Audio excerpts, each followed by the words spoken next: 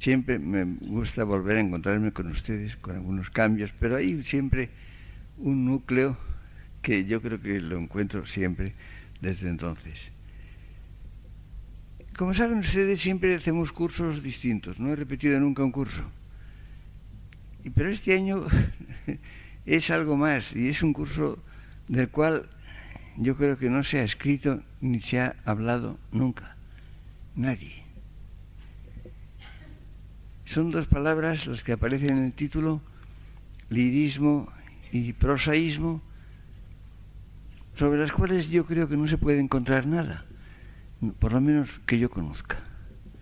Y yo mismo no he hablado directamente, me he referido naturalmente a estas cuestiones en muchas ocasiones, pero nunca me he enfrentado con ellas de una manera de conjunto y más o menos sistemática. Es evidente que la palabra lirismo y la palabra prosaísmo puede hacer pensar en el verso y en la prosa, pero no tiene nada que ver, absolutamente nada. Verso y prosa son dos manifestaciones literarias, son dos formas de literatura, dos formas de expresión, y cabe naturalmente que haya poesía o que haya versos prosaicos, evidentemente, no líricos. Y es posible que en prosa haya cumbres de lirismo. No tiene que ver. Prosaísmo y lirismo son otra cosa. Son dos temples de la vida, dos actitudes vitales,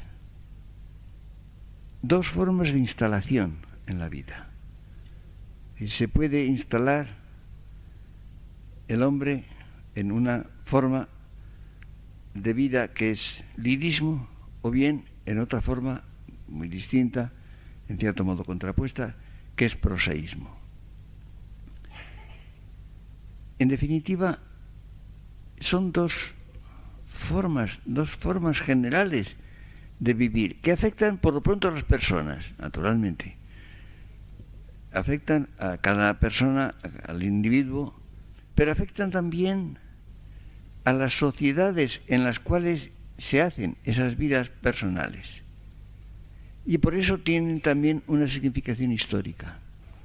Hay sociedades que viven en un ambiente de lirismo y otras en una situación de prosaísmo. Al decir sociedades tampoco es de un modo permanente. Se trata de formas históricas de cada sociedad. Es decir, hay épocas en las cuales hay un predominio del lirismo y otras épocas en las cuales el prosaísmo domina. Como ven ustedes, por tanto, es lo que sugiere el título de este curso, vamos a examinar el lirismo y el prosaísmo en las formas personales, en las formas de la vida de cada persona, de cada individuo, o bien en las formas históricas, en las diferentes sociedades, en las cuales puede haber, evidentemente, una tendencia, puede haber una continuidad. Hay sociedades en las cuales hay una propensión, diríamos, al lirismo, otras, en cambio, tienen una aversión hacia el prosaísmo. Y, por otra parte, hay, naturalmente, el hecho de que hay épocas enteras. Al decir épocas enteras, no se puede hablar del mundo en su conjunto. Es evidente, no sabemos bien, por lo menos yo no tengo ni la menor idea de qué puede pasar con estas instalaciones en la China o en la India o en los diferentes países africanos, ni idea. Por lo menos yo no la tengo. Y dudo que nadie la tenga. Pero en Europa o incluso en Occidente hay épocas en las cuales hay un predominio. Hay fases que envuelven incluso a un grupo entero de países. Los países de Europa, incluso ya, desde la Edad Moderna, los países americanos, tan estrechamente vinculados a los europeos, en los cuales, con diferencias naturalmente, que pueden ser considerables, hay, sin embargo, durante un cierto tiempo, un predominio del lirismo o un predominio del prosaísmo. Son, diríamos, posibilidades abiertas realizadas, naturalmente, todo lo humano admite grados. Quiero decir que cuando hablamos de lirismo y prosaísmo hay que hablar de predominio, de tendencia predominante. No es posible que haya una vida cuyo contenido sea íntegramente lirismo o íntegramente prosaísmo, ni tampoco se puede aplicar de una sociedad o de una época histórica. Se trata de predominios. Hay naturalmente en toda vida ingredientes diferentes que componen su realidad compleja. Sobre esto, repito, no conozco nada que se haya escrito. Por tanto, vamos a hacer un curso con una cierta dificultad. Dificultad para mí, para ustedes espero que no. Espero que resulte claro, pero para mí sí lo tiene. Es un curso bastante difícil, que me ha llevado ya mucho tiempo el pensar en tratar de planteármelo. Ustedes me han oído alguna vez dar la definición que doy yo de una conferencia. Digo que una conferencia es una improvisación bien preparada. Una conferencia tiene que nacer en un cierto momento delante de unas personas que están ahí sentadas enfrente del conferenciante.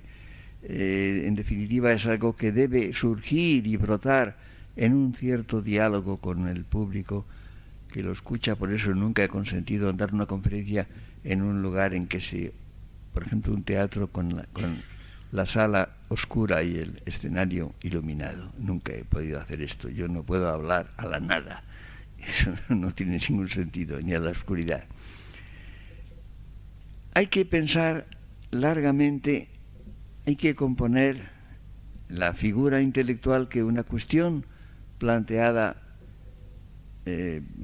requiere, reclama, y hay un cierto movimiento mental que se va desarrollando, que va examinando diferentes aspectos, diferentes parcelas.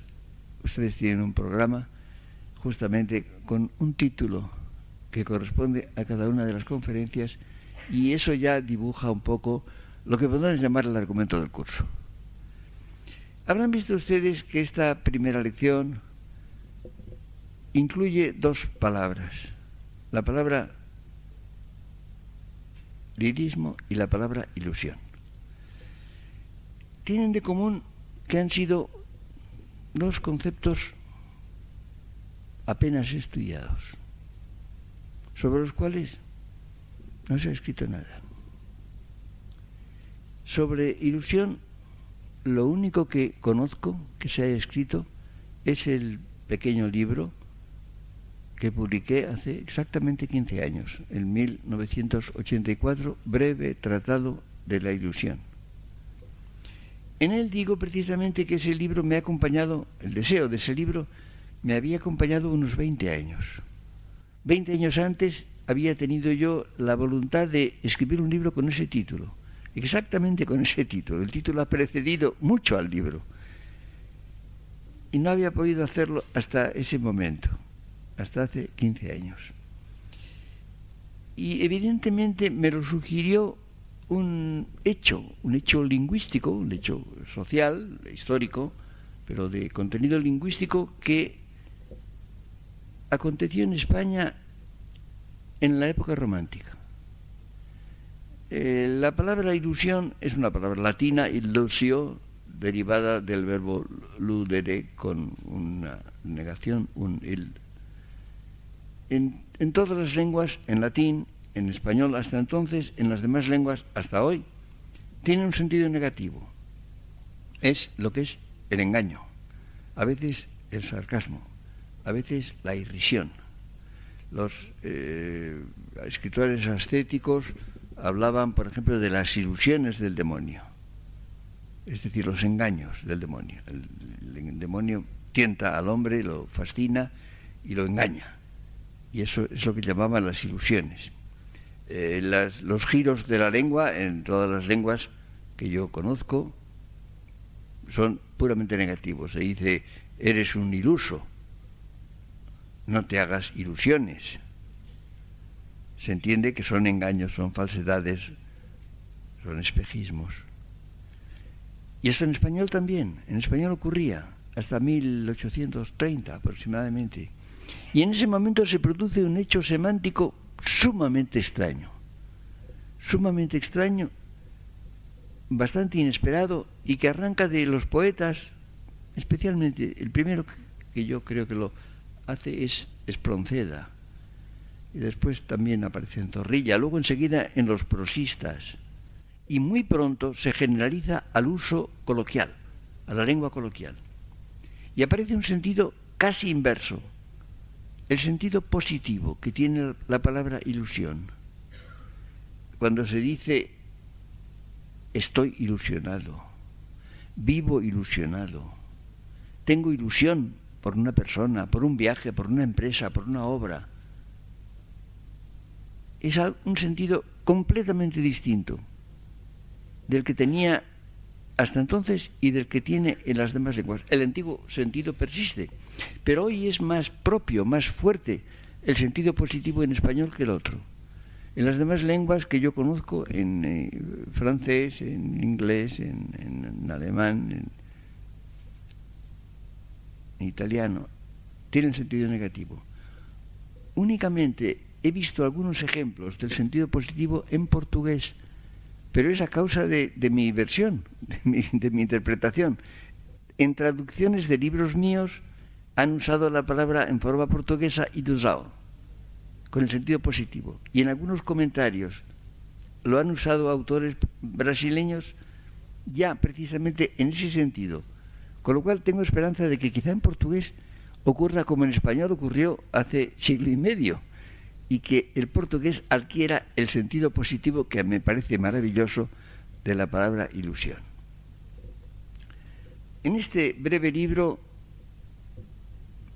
me esforcé por entender qué es ilusión. ¿Qué quiere decir esto? ¿Cuál es ilusión en este sentido positivo?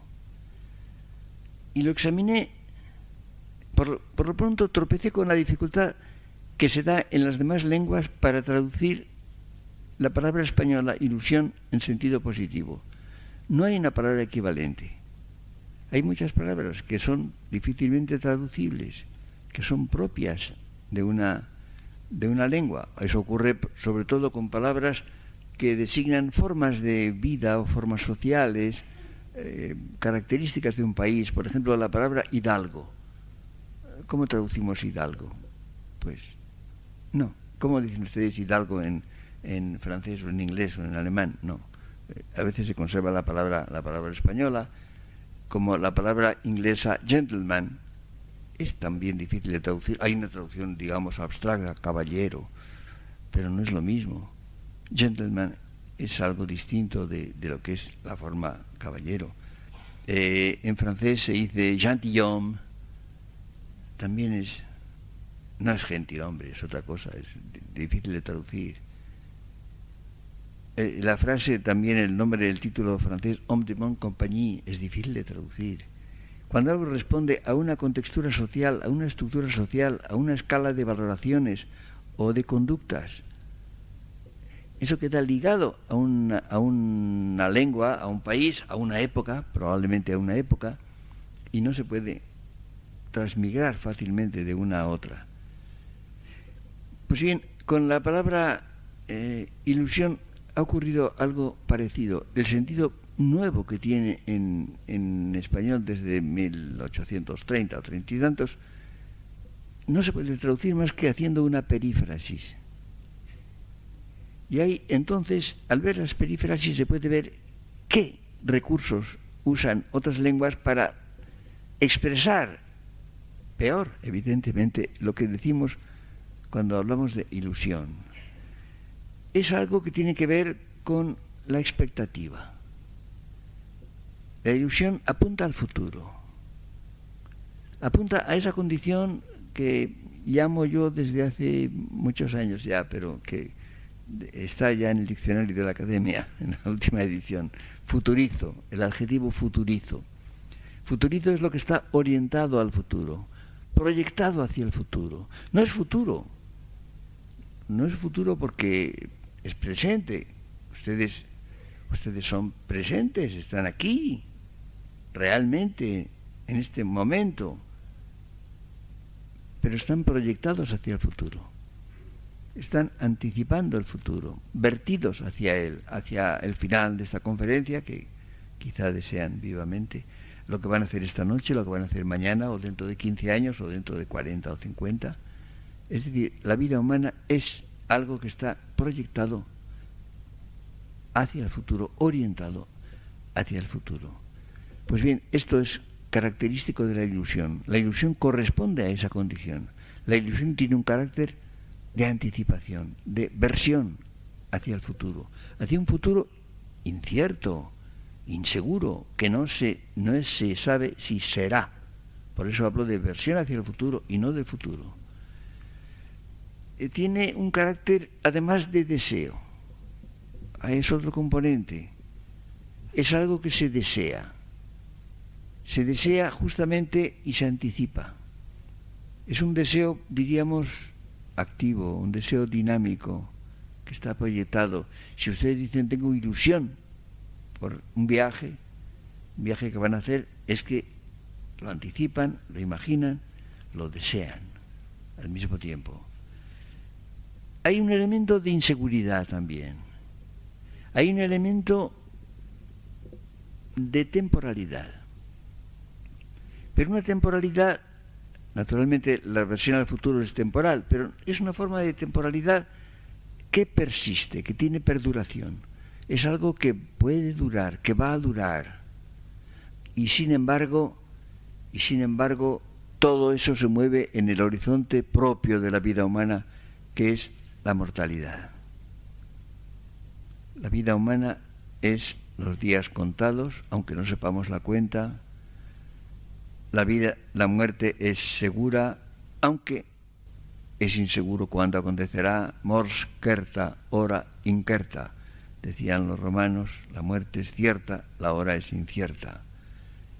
Ese elemento acompaña precisamente a esa actitud desiderativa, anticipatoria, vertida hacia el futuro, en un tiempo que perdura, que va a durar, pero que tiene un cierto horizonte, un horizonte cambiante, un horizonte que está al fondo, que es la muerte. Estos son factores esenciales, factores capitales de eso que llamamos la ilusión. Esto tiene una consecuencia, y es que cuando hablamos de ilusión, hablamos de realidades imperfectas, en el sentido literal, etimológico de la palabra, es decir, realidades inacabadas. Es algo que no está acabado, que está incompleto, imperfecto. Es algo, por tanto, que se está haciendo, que va a acontecer, que va a seguir aconteciendo. ¿Hasta cuándo? No se sabe.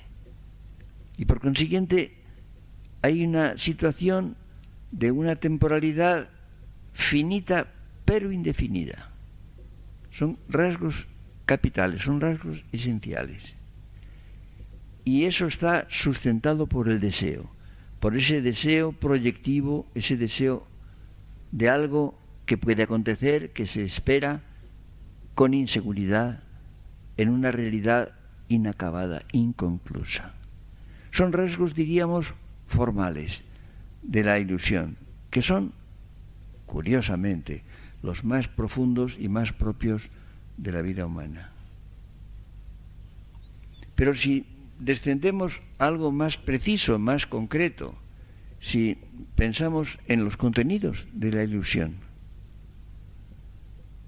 encontramos muchas cosas. Es algo muy rico que traté de analizar en ese breve libro. Por lo pronto hay una cierta tensión. La ilusión significa tensión. Cuando estamos ilusionados, nuestra vida se pone tensa justamente por ese deseo expectante, ese deseo proyectado hacia el futuro y expectante. Y en el caso de la vida humana hay un ejemplo máximo de tensión, que es justamente una de las formas máximas de ilusión. Es la tensión sexuada, la condición sexuada, que no es sexual. En español disponemos, por fortuna, de dos palabras, sexual y sexuado. Lo sexual es una operación, una actividad de la vida humana sumamente importante, de la vida humana y no humana, de la vida animal y hasta vegetal. El sexo pertenece hasta muchas plantas, la mayor parte. Pero la condición sexuada es la condición de varón y mujer, de ser varón o ser mujer. Ahora bien, ser varón quiere decir estar proyectado hacia la mujer, estar referido a la mujer. Ser mujer quiere decir estar referida al varón. Es decir, cada forma de vida humana se proyecta hacia la otra, está vuelta hacia la otra, vertida hacia la otra. Y eso establece una tensión constante, una tensión permanente que es la propia de la vida humana. Si la vida humana fuera asexuada, iba a decir, o no hubiera más que un sexo, pero entonces no sería asexuada. Es una dualidad, naturalmente, es una dualidad con una contraposición referida justamente que no separa, sino que al revés une. Y esa es justamente la forma capital de tensión, y es una de las formas capitales, sin duda ninguna, de la ilusión. Pero hay toda una serie de relaciones y de referencias que tienen un carácter, o la posibilidad de la ilusión, o es evidente, por ejemplo, que hay la ilusión de los padres y los hijos, más de los padres hacia los hijos que a la inversa. No tiene por qué ser simétrica, no, la ilusión no es simétrica, casi nada es simétrico en la vida humana. O de los abuelos y los nietos, que también es importante. Es la ilusión que se siente por los amigos. La ilusión, por ejemplo, del maestro y los discípulos. Si no hay un cierto elemento de ilusión, no funciona. Esa función docente, la función de la enseñanza, si no hay un elemento de ilusión, no funciona. Uno de los grandes problemas de la educación en nuestro tiempo, que es bastante lamentable en conjunto, es un problema capital, es, yo creo, el enorme número de estudiantes que hay en el mundo, que exige un número enorme de profesores, de maestros. Hay además una superstición, la superstición de que las clases tienen que ser muy pequeñas, es lo que llaman la ratio, profesor-estudiante. Yo no sé, en este momento esto no es que yo sea un maestro ni ustedes discípulos, pero algo tiene que ver esto que estamos haciendo. Y son ustedes muchos. Y no veo ningún inconveniente. No creo que si elimináramos al 90% de ustedes esto mejorara. Yo creo que empeoraría. Es una superstición. Pero en todo caso, el enorme, inmenso número de estudiantes de todos los niveles en todo el mundo, o por lo menos en todo el mundo occidental, tiene la consecuencia de que hace falta un inmenso número de profesores. ¿Competentes?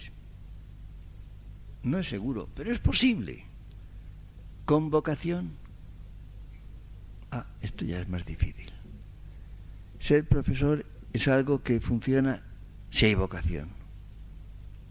Si el ser profesor se convierte en una profesión, simplemente, retribuida, mejor o peor, pero aceptablemente, es posible que un gran número de profesores se dediquen a ella como podían dedicarse a otra, que sean competentes incluso es también posible, que tengan vocación, que tengan ilusión, que la puedan suscitar en los discípulos. Todo esto es más que problemático. Contaban de un viejo catedrático de Derecho de principio de siglo que decía: la profesión de catedrático es buena, es agradable, está bien, si no fuera por esa horita. Pues bien, es evidente que no tenía ilusión por su profesión de catedrático, o por lo menos lo decía. Falta ese elemento, es capital. Hay evidentemente la ilusión del conocimiento. La ciencia se ha creado a fuerza de ilusión. Yo no sé también, yo tengo temores de que, por ejemplo, los investigadores actuales tienen ilusión. Quizá es difícil porque además se ha parcelado de tal manera. Es evidente que ha llegado, por ejemplo, la especialización a tal extremo que no ya una disciplina ha habido en otras épocas, hombres, digamos, universales que, bueno, conocían o se interesaban por el conjunto de las disciplinas intelectuales. Esto ya no es posible, pero ya ni siquiera se puede abarcar una disciplina científica, sino una pequeña parcela de ella, sobre la cual se sabe mucho, pero es menos probable tener ilusión por ello. Se puede tener, pero digo, es menos probable. A mí no me sorprendería que hubiera una crisis de vocaciones científicas. No me sorprendería. A pesar de que se acumula el saber en las disciplinas científicas, se acumula y además se dispone de recursos incomparables con los de otra época cualquiera, y eso hace que marche y que avance y que se desarrolle las disciplinas científicas y la técnica que nace de ellas, por supuesto, de un modo único, incomparable con ningún otro. Pero la vocación creadora, la vocación que ha hecho que se crea la ciencia, especialmente entre los griegos, luego en el Renacimiento y en el siglo XVII principalmente, es que esto va a ser posible, va a continuar. Lo dejo en suspenso, pero tengo inquietud, me parece inquietante. Es decir, como ven ustedes, se puede tener ilusión por innumerables cosas. Se puede tener ilusión a condición de que se den esas condiciones que diríamos formales o estructurales de la anticipación, del carácter incompleto, del carácter imperfecto, de la versión hacia el futuro. Todo eso es fundamental. Pero esto quiere decir que esto no se reduce a la realidad. He empleado toda una serie de palabras, toda una serie de conceptos cuyo denominador común es su irrealidad. Empezando por el futuro. El futuro no es, será. Pero este futuro de la anticipación no sabemos si será. Es inseguro, es absolutamente inseguro. Pero da la casualidad de que la persona, el hombre en cuanto persona, es real, claro que sí, pero es irreal. Hay un elemento de irrealidad absolutamente constitutivo de la persona humana. La persona humana se mueve en el ámbito de lo irreal, de lo imaginativo, de lo que se anticipa, de lo que es inseguro, absolutamente, de lo que no está acabado. Precisamente la vida humana nunca está acabada, hasta cuando solamente la muerte. Como ven ustedes, está ligada la ilusión al elemento de la irrealidad. Lo que es solamente real, lo que es íntegramente real, no permite ilusión. Pues bien, creo que este concepto de ilusión es quizá el único que nos puede servir de guía y de orientación para entender esa forma de vivir, esa instalación en la vida que llamamos lirismo. Justamente, el lirismo es una actitud vital que ve la realidad humana como algo no acabado, como algo inconcluso, como proyecto, como algo que se imagina, como algo que se espera, que es siempre más. Hace unos años, en un libro llamado Persona, yo di una especie de definición, decía, ser persona es poder ser más. Esto es característico. El poder ser más es la condición de la persona, pero poder ser más de lo que se es decir, más de la realidad. La vida humana, la ilusión, el lirismo, son formas de realidad que no se contentan con la realidad, que son más que la realidad. Y por tanto es absolutamente necesario el ingrediente de irrealidad. Y en la vida personal hay formas que se dan por no terminadas, que no están acabadas, que no están completas. Y hay formas históricas en las cuales esta vivencia es común, es general. Se participa de ella cuando se vive en una sociedad y en una época determinadas. Son las épocas en que cabe el lirismo. Si no se dan estas condiciones, no lo hay.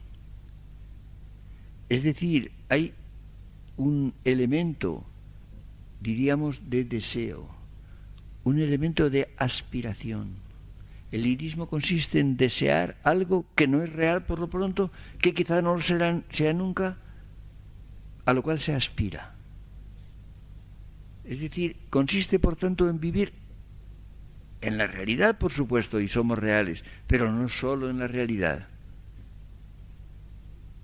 Hay un plus, un esencial plus, que no existe, repito, insisto en ello, que no existe, pero con el cual se hace la vida. Con lo cual nos encontramos con una situación realmente paradójica. De irrealidad. En la vida personal hay formas que se dan por no terminadas, que no están acabadas, que no están completas. Y hay formas históricas en las cuales esta vivencia es común, es general. Se participa de ella cuando se vive en una sociedad y en una época determinada. Son las épocas en que cabe el lirismo. Si no se dan estas condiciones, no lo hay. Es decir, hay un elemento, diríamos, de deseo, un elemento de aspiración. El lirismo consiste en desear algo que no es real por lo pronto, que quizá no lo sea nunca, a lo cual se aspira. Es decir, consiste por tanto en vivir en la realidad, por supuesto, y somos reales, pero no solo en la realidad. Hay un plus, un esencial plus, que no existe, repito, insisto en ello, que no existe, pero con el cual se hace la vida. Con lo cual nos encontramos con una situación realmente paradójica. Y es que la realidad, hay una forma de realidad que incluye la irrealidad. Esta es la gran paradoja. Esto es lo que no se suele tener en cuenta. Se piensa que lo real es lo que hay, lo que está ahí. Ah, no. Es que hay un cierto tipo de realidad, precisamente la nuestra, precisamente la humana, que no se agota en lo que es real, sino que incluye lo que no lo es, lo que es conato, tendencia, aspiración, deseo, posiblemente irrealizable, no importa. Lo irrealizable forma parte precisamente de ese tipo extraño de realidad que somos nosotros. Ustedes imaginen, por tanto, la actitud que llamamos lirismo. La actitud del lirismo consiste precisamente en vivir más allá de lo que tenemos, más allá de lo que poseemos. Fíjense que significa una actitud que consiste en vivir a crédito. El lirismo consiste precisamente en creer que la realidad es más de lo que es, que eso que puede ser, lo que deseamos que sea, lo que tal vez procuramos que sea, empezando por la nuestra. Y entonces se vive de una manera que es aspiración, que es deseo. Uno de los elementos capitales es el descontento. Descontento puede ser algo muy negativo. Hay un descontento positivo. Recuerdo, hay una definición de Ortega que me parece extraordinaria. Decía, es un amor sin amante, un amor sin amado y un dolor que sentimos en miembros que no tenemos. Es el descontento positivo. El descontento forma parte precisamente del lirismo. El temple lírico de la vida consiste en descontento. Descontento de lo que se posee, descontento de lo que hay. Pero crédito, confianza, esperanza en que eso puede ser, en que se puede alcanzar, en que se puede realizar, en que a última hora se puede quizá poseer. Tomen ustedes hay otra actitud distinta. En este curso vamos a examinar, si ustedes ven el programa verán cómo está trazado de esta manera. A veces hay una lección dedicada íntegramente a una de las dos formas. La forma del lirismo y la forma del prosaísmo. En otros casos, en una unidad aparecen enfrentadas las dos posibilidades. Y se van a estudiar simultáneamente las dos posibilidades que se ofrecen al hombre. La visión lírica y la visión prosaica de la vida. Es interesante si ustedes simplemente se dedican a hacer una de estas operaciones que les sugiero. Piensen ustedes en las personas a quienes conocen bastante bien. Digo bastante bien porque nunca se conoce del todo a nadie, ni siquiera a uno mismo. Ego ipse capio totum consum, decía San Agustín. Ni yo mismo comprendo todo lo que soy. No digamos de los demás. Los autores de biografías, salvo que sean autobiografías veraces, cosa no muy frecuente, yo creo que son ficción con un fundamento en la realidad, pero ficción. Estoy seguro de que en los índices alfabéticos de las biografías que se publican no aparecen nombres, ni aparecen siquiera nombres que han sido decisivos en la vida del biografiado. Esto por supuesto. Esto, claro está, hace que toda realidad humana aparezca con ese halo, diríamos, de indefinición, de menesterosidad, de necesidad de cosas que no se tienen.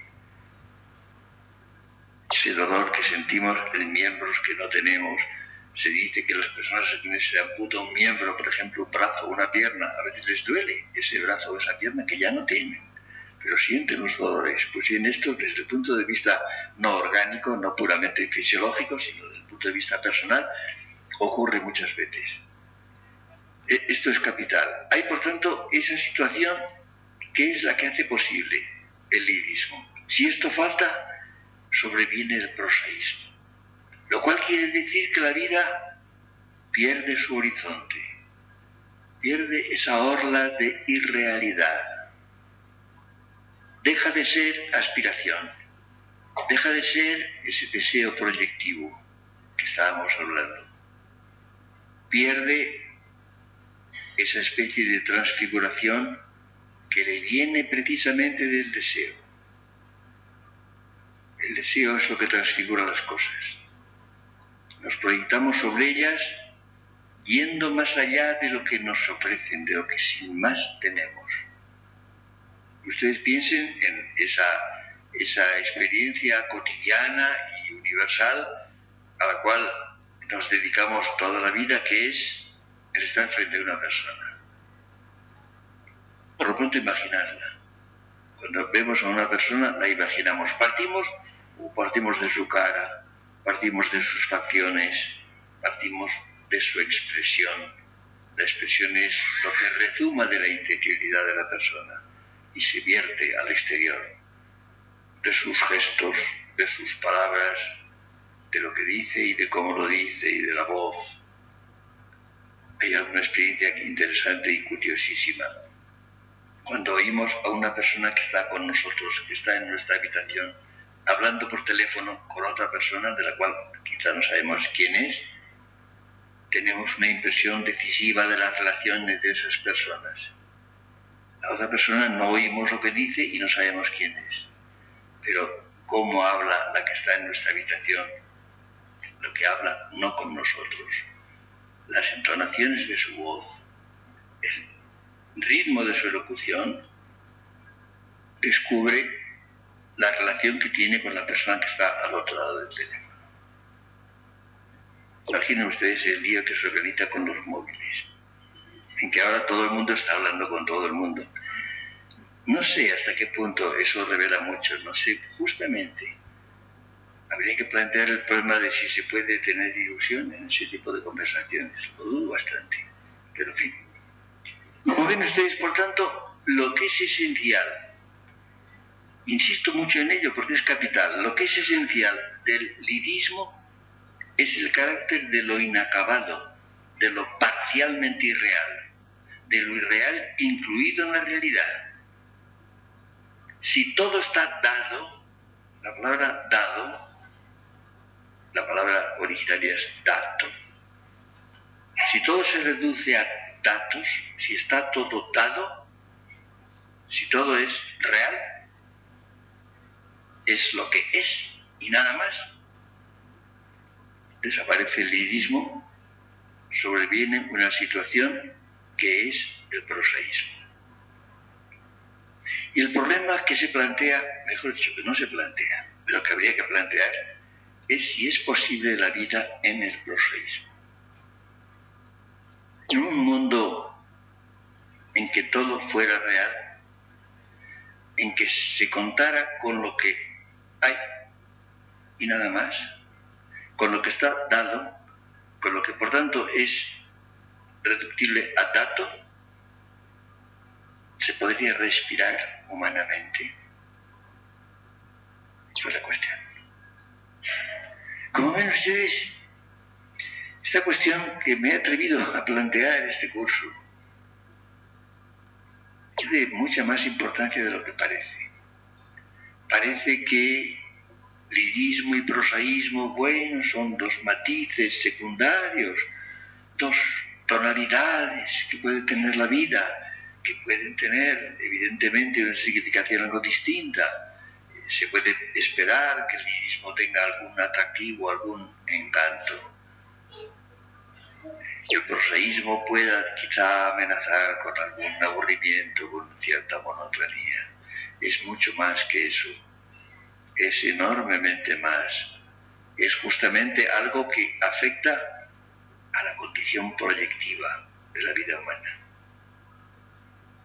Y resulta, curiosamente, que en un ambiente de lirismo, en una instalación de la vida dentro del lirismo, en la vida personal o en la sociedad en que vivimos,